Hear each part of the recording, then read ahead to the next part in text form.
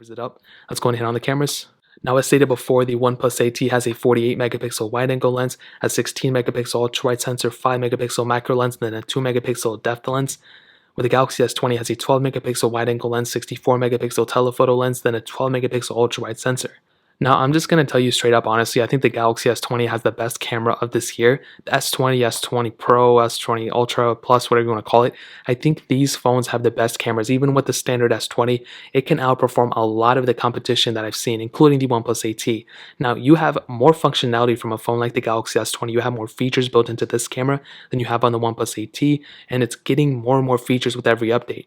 With 8T, I mean, I even compared it to the 7T and the 8, pretty much has all the same features for the most part. This phone has a lot of features built into the camera. You also have the ability of shooting not only 4K 60, but also 8K videos on the Galaxy S20.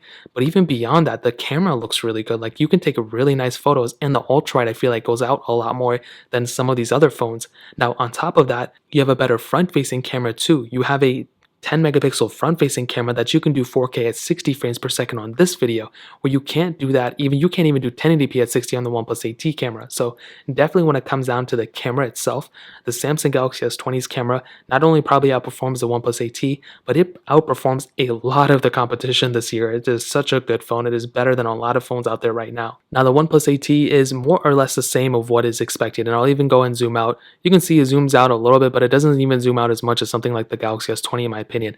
Now, on top of that, the Samsung Galaxy S20, like I said, has that 8K capability. You can still do a lot, but you also have a telephoto lens on the Galaxy S20. You don't have that on the OnePlus 8T, unfortunately. I don't know why OnePlus did that this year, and they did it with the OnePlus 8 too. They had it on the 7T. I don't know why they took out the telephoto lens.